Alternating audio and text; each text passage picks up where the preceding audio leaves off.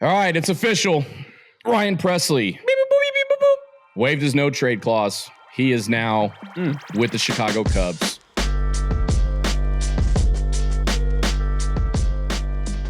Arguably one of the best closers in Astros history. Official second best. The Astros don't succeed in the playoffs without Ryan Pressly. He was so good for so long here in Houston. That trade, still to this day, one of the most underrated trades in Astros history as well. 100%. What a move to go get Ryan Pressly. Got him from the Twins. He was electric for the Astros. He's now with the Cubs. Literally up there with the greats from Rivera to Wagner to Smoltz to whoever Hall of Famer you want to plug in. Ryan Pressly was one of the most dominant arms that came as a trade as a setup guy and leaves here in this golden age as only behind Hall of Famer Billy Wagner as the second best closer in Astros history. And I don't think this is going out far in a branch. Ryan Pressly is going to be an Astros Hall of Famer when it's all said and done. I would argue that if it wasn't for Jeremy Pena's heroics with 25 home runs in 2022, Framber Valdez or Ryan Pressly should have been the World Series MVP. A guy that was just nails. His resume, this is on MLB.com, 2.78 ERA with 14 saves in his 47 career postseason games. That's the fifth most postseason saves in MLB history. He had a 2.8 ERA overall in 6.5 seasons with the Astros. 333 innings, 411 strikeouts, and 111 saves. I don't think he properly got his roses here because it wasn't Aroldis Chapman throwing 104. It wasn't Rivera throwing cutters. It wasn't Wagner throwing 101. It was Ryan Pressly going out there and like, here's 94, 95, and I'm going to spin you into the ground. Yeah. And yes, a guy's going to walk or guy's going to get a CNI single somewhere just because of the weird spin of the ball. But no one got home. No. And I think that's just because it wasn't good morning, good afternoon, good night. It was good morning. Hey, what's up? Good afternoon. How's your day been? Oh, see ya. Good night. The game's over. And everyone gets stressed out. Yeah. But the guy was as dominant. It sucks. It really legitimately sucks. 2022 postseason, 10 games, 6 saves, 11 innings pitched, 13 Ks, 0 ERA. Wow. 4 hits. It's Jesus. It's the CNI single, and then it's the walk, and people are starting to say, "Oh shit!" And then it's a fly out, and then it's a ground ball double play, ball game over. Yep, that's what you saw from Ryan Pressly, and down the stretch, obviously with him moving into the 8th inning role as opposed to being the starter, had some effect on him. But it wasn't just him. Hader was inconsistent. So was Brian Abreu. So was Ryan Pressly. But overall, I mean, Josh just said it. A 0 ERA in 2022. He played a massive. When it's all said and done, and we talk about this golden age of baseball, you have got to mention Ryan Pressly as a huge, huge part of it. Without Ryan Pressly, the Astros do not have the success that they had in this golden age. I think you can also argue Ryan Pressly doesn't go down in 2019. The Astros probably win. Obviously, the bugaboo of 2019 and the home games and all that. If Ryan Pressly's healthy in 2019, even as the setup guy, the Astros win that World Series. Yeah. Like, that's how much that guy meant when you zoom out and look at the entire body of work. Yeah. And my favorite moment, and put you all on the spot so you could think, but my favorite Ryan Pressly moment is the 4-out save. To be thrown in the situation, the 4-out save in the World Series, Game 5, Mancini makes a hell of a play, right? Yeah. We all know that. But when Dusty Baker goes, hey, Press, you need to go get 4 outs. If we want to do what we want to do and call the mayor and plan the parade and have a party on Louisiana Street, you got to go get 4. And he went out and got 4 outs. Yeah. That's a dog. And my favorite Ryan Pressly moment is off the field. It was at the Apollo LSU tailgate. We're hanging out with Bregman, hanging out with Tyler, and out of nowhere, they're just like, "Hey, boys, let's go to the back, if you will." I thought we were in trouble. I thought we were just going to go take some shots or something, like not any beer because they were handing out beers. And there's Ryan Pressly and his wife. And it's like, next thing you know, we're meeting Ryan Pressly. And he was so gracious. I got to take a picture of him with him and Bregman and their significant others. And it was, dude, he was just just a regular, normal dude, man. Wearing beat up boots, jeans, a flannel, and a beat to hell hat. That's Ryan Presley. And I had the pleasure of also interviewing him on the radio, and he was always gracious with his time, always talkative, always in depth. And he was just such a good dude. And he did so many good things for the Astros on the field, but off the field, he was just a normal guy, man. And the Astros are going to miss him. I mean, we just had Taylor Scott on, and he said it's going to be a huge hole. And he wasn't even talking about on the field. He was talking about in the bullpen. He lightened guys up. He was the veteran presence. So someone's going to have to step up for this team, whether it's Brian Abreu, whether it's Taylor Scott, whoever else you find in this bullpen. That's a hole that's going to have to be filled. And you'll see in the interview, and you could see how much Presley meant to Taylor in his very first year, and Taylor's journey of just, he had his bags packed, ready to be DFA'd and ready to go to the next team. And so then go to that clubhouse and then the bullpen culture, and Presley's the one that's leading that charge. I think everyone watching and everyone tuning in, these guys are humans. And that's what we try to do when we bring them on the show, is like, yes, they're our favorite baseball players. Yes, they get paid millions of dollars, but they're human beings as well. And that human being element, and there's people in comments, oh, they should be able to, professionals. When you're in that fucking bullpen for 160 plus games, 180 plus games, you become a brotherhood. And if you don't, that's when you have the little factions and stuff, and you need that glue guy to bring it all together. And that was Presley. And so, to me, that's like that's something that's going to be checked off in the offseason. Someone needs to step up in that role. But this speaks highly of Ryan Presley, because he didn't have to do that. He just got demoted from one of the greatest closers of franchise history to now you're the eighth inning guy, and nothing changed on the human level of like, hey, I got to keep the guys together. We got to stay together in this bullpen, and that's gonna be missed. And so I get it. I get the business side. I understand it, the move and the money and all that. When you look at the body of work, like you said, you can't say the Astros Golden Age story without Ryan Presley. Yeah, I think so. With all that being said, and I know we're going to wrap up here shortly, but with all that being said, we are entering into a time for Houston Astros baseball with no Kyle Tucker, no Ryan Presley, and it looks like we could also be entering this season without Alex Bregman. Dude, fellas, like the core is damn near gone. We're losing recipes. It is insane. You have Christian Walker at first base now. Most likely you're going to have Isak Paredes at third base. Jose Altuve, second base, or left field. Do you want to do it or me? Can you tell the non-ball knowers that Jose Altuve can play left field? Jose Altuve can play left field. Jose Altuve can play left field at Minute Maid Park. I think there is a reason why, and I don't think a lot of people want to discuss it, but about the defense at second base. And so, yes, he's your franchise player. He's the face of it all. Sometimes you got to make moves to move him around and get him off his feet. And the bat plays. The bat's going to keep playing. So, Jose Altuve can play left field if he's called upon it. Yeah. I'm not worried about it. You're not going to play him there 81 games. No. You're not going to play him there 162 games. Okay, this is what we said in the last episode. Over under 45 games. In left? In left. Under. Yeah, I think it's around. I would 35, say 40. I was going to say around 30. Okay. I could see 30. I think we were trending 35, 40, but Do I think he's going to play left field? Absolutely. I really do. I think he's going to play because Joe Espada said it at FanFest.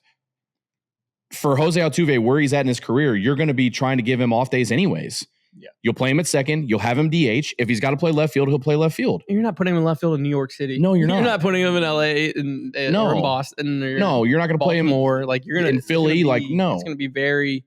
You know what Astro fans should do? Astro fans post alleged scandal have traveled very, very well to road games over the last 4 or 5 years. Obviously, the product's been really, really good. Maybe we build a little wall. We have all the fans by the front rows down the left field, and we protect. We instead of behind the dugout, now we just shift it. Yeah, and we build our own little Altuve wall. Pause. That's gonna get me. I was gonna say so. You're okay. Maybe we're not building walls. You want to build the wall, huh? No. Aren't you? We're gonna build a protective layer for Jose Altuve. yes, Shield. a shield. Yeah. A shield. You're the shield. There we Yeah. go. A shield, Mm. not a wall. There's your club, David. So what percentage do y'all put it at right now? At Des building the wall, or building a force field. how confident are you? What percentage are you that Bregman is a Houston Astro? it changes every day, man. Yeah. I was pretty optimistic after the weekend. Thursday to Sunday, I was the highest I've ever been. It was at like 60-40 for me. But here we are. Yesterday, I was pretty optimistic. Today, I woke up and I saw a report that he wants $30 million a year, and I don't think any team is going to give that. And it's like Des said in our conversations, the market's the market. The third basemen that are being signed or have already signed, they're not making more than what? What did Willie Adames make? 27 a year, 28 a year, whatever it is for the Giants. Yeah, I don't think that teams are going to want to pay him more than that. So, do I want Alex Bregman back? Absolutely. 7 for 182. What's the math on that? I'm bad at math. You're asking a lot from me. Josh, 182.5. It's not 26. Yeah. Okay, so then Chapman, didn't he get 26 too? Yes. 25, 26? Like 151 for Yeah, so I think the market's the market. Look, man, if another team gives him $30 million a year, good. Go get the bag. Get the bag. You want to come back here? I would love it. My percentage right now, 40. It maybe that's even high. That's higher than me.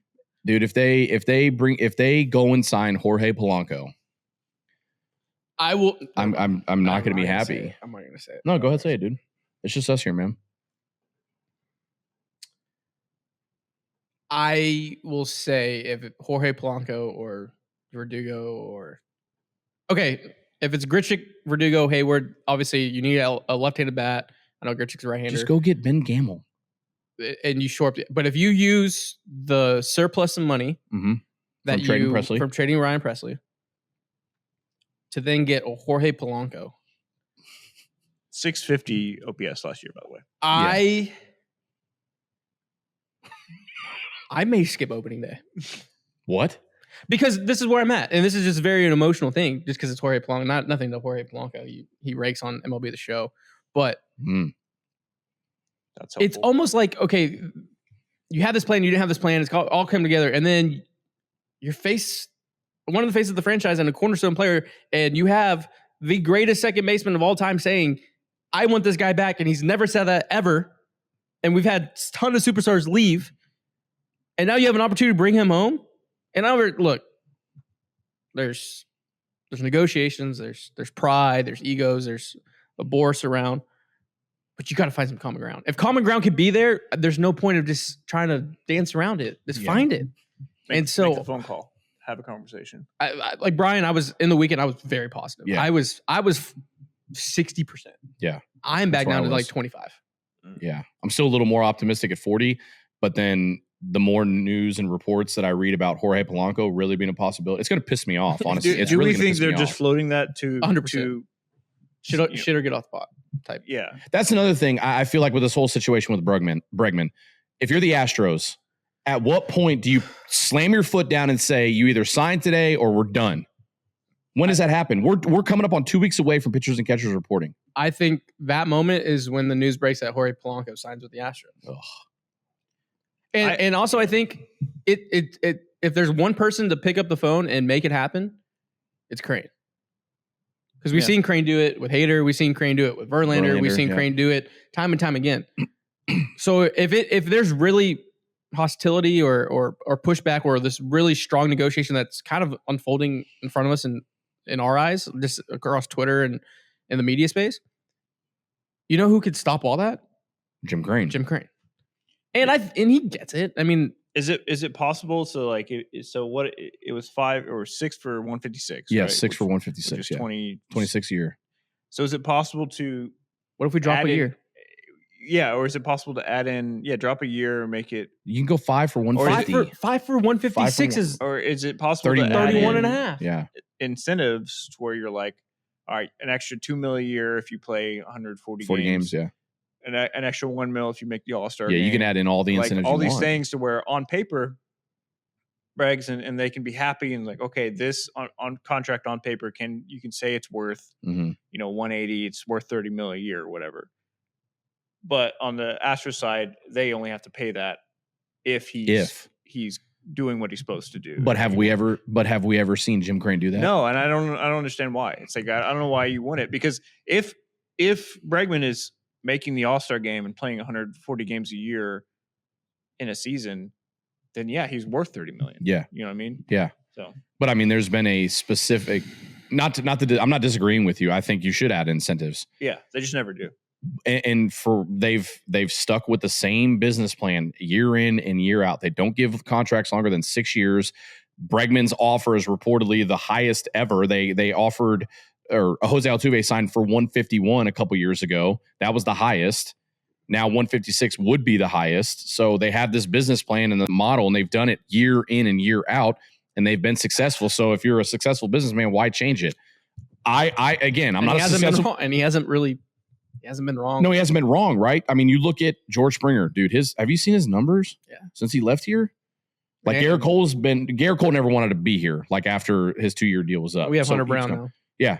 So like you look at Correa. I mean, Correa's you replace him with the World Series MVP. So right after. Yeah. So this model's worked. But I think this is the strongest test on that model. I agree. Yeah. Biggest test. Because, because of his clubhouse leadership. Yeah. And because you just lost the guy that Taylor Scott just said that brings so much. And because you have your Hall of Famer literally pleading to the media for you to make it happen. Like that, Altuve didn't do that for even Correa. Correa was his best friend. Yeah, not for one person, but he's doing it. He's done it multiple times. It's different this time. Right as the season ended, in the offseason, and now he said it at FanFest, and he said it again a couple days ago before FanFest. Yeah. He continues to say it. And he was working out in left field yesterday at Minute Maid Park. Yeah. You got to think about it. This dude has played at second base his entire career, and now all of a sudden he's like, dude, if we can get Bregman back, I'll go play left field. Yeah. And I think that's what upsets me the most, and I think that's kind of what has the fan base on tilt. And we'll end it with this. I know we're bumping it, but hope is a dangerous drug. Mm-hmm. And the fact that it's right there. If you could roll out a team of Bregman at third, Pena at short, Paredes at second, Walker at first, Diaz behind the dish, Myers in center, Chaz in right, Altuve in left, the big guy DHing. Your 1 through 6 are top in the American League. Yeah. You just need 7, 8, 9 to regress positively to the mean. Then you also have Victor Caratini first off your bench with Dubon being the platoon guy. Yeah. So why? I don't know. The team is better with Alex Bregman on it, and if you could just get there on the number wise, you win. I think Alex Bregman returns to the Astros. They're the American League favorite. It's going to really piss me off if they sign Jorge Polanco. Yeah. Let's just take Alex Bregman real quick. And again, I know we're coming up with time. Let's take Alex Bregman. He goes to the Boston Red Sox. You know you need outfield help, and you're going to go sign a guy that's never played outfield in his big league career? Yeah. Because your plan is to put Altuve in left? Your plan to put Altuve in left should only be if Bregman comes back. Yeah, that's the only time and you're going to go sign a Jorge Polanco for a 1-year deal? What's the point? And Bregman's probably protected in this scenario in the lineup like he was in 2019. Mm-hmm. You're pretty deep 1 through 6. We know how good he was in 2019. Obviously, I think the balls second in MVP voting. I think the balls were kind of juiced that year across the league. But you protect these guys 1 through 6 now? Why would you not? I mean, no offense to Jorge Polanco, they're not game planning and scheming. You talk about, and when reverting back to Taylor Scott on our interview, we asked him hey, what were the teams hard to navigate? And he mentioned the Seager Garcia, that pocket. He mentioned the Dodgers. When you start creating these pockets, these teams, and they're like, fuck. Yeah. The first 2 innings are going to be a grind. Yeah. And then all of a sudden you're in and we got to play these guys for 4 games. Yeah. And these pockets don't when you look at the Astros and when the Astros were so good, 1 through 9 were deep. And you didn't need a guy batting 300 in the 9 hole or in the 8 hole. You just had guys hitting with a 700 OPS or whatever it was that let your superstars be great. And if you can extend the lineup, that's when the success was. And even we went away from that last year. Even when Bregman's struggling, he at least works count. And gives you could potentially have this as your lineup. You could potentially have Jose Altuve, Alex Bregman, Yordan Alvarez, Christian Walker, Yainer Diaz, Isaac Paredes, Jeremy Pena. Yeah. That's your 1 through 7. Yeah, and then you I have think Chaz bounces back. I think Chaz bounces back hard. I have zero hope for Jake Myers, so you could ship him to KBO. Hold on. By shifting to that model, right? Altuve is now in left. You need to be, I think, in this new age of baseball, you have to be elite up the middle. Yeah. Elite at second, elite at short, elite at center field. Yeah. Jake Myers is an elite defender. Oh, yeah. I will sacrifice whatever offensive production in the 9-hole if you have him to protect Altuve and he's left. protecting Altuve and left. Yeah, there's no question he can cover ground. Yeah. And I'm not, Jake Milton's not there yet. Chaz is your right fielder. So the answer is Jake. But if you have to rely on Jake with his bat now and his defense, now you're asking way too much. Why ask for that? Like the answer's have an elite offense and have your one weakest link in the lineup just play elite defense, and then he shades over and he's going to cover ground. Yeah, I think it all goes back into as we wrap up. Sign Alex Bregman. Give me the deepest. Give us the deepest Astros offensive lineup and figure out the defense later. Figure it out later. Yeah. If it's Altuve in left, Jordan in left, Dubon in left, whatever the case is, figure it out. You also keep in mind injuries happen. Yeah. Like that.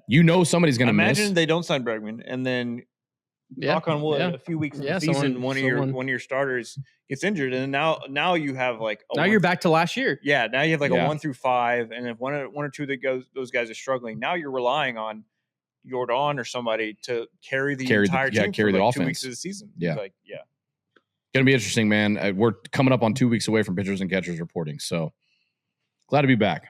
Beep, beep, boop, beep, beep, boop. What now? The Red Sox are adding former Astros third baseman Laureano. Abraham Toro. Oh. Do you remember how pissed people were when he got traded?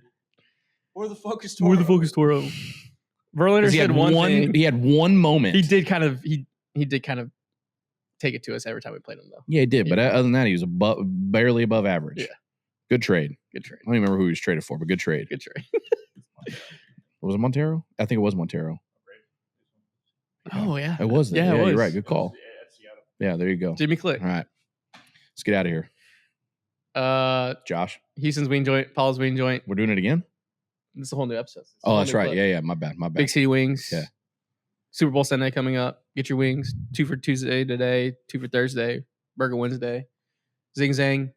Zang Apocalypse. Until we get the ad copy, I'm just going to make stuff up the entire time. You zing, I zang. You zing, I zang. We all zing, zang. And, back in the lab, dude. Take us out, dude. Josh does. Take us out, Josh. Thank you for watching and listening to Beyond the Diamond podcast. I'm Josh. That was Des and Brian. We will see you next time. Peace.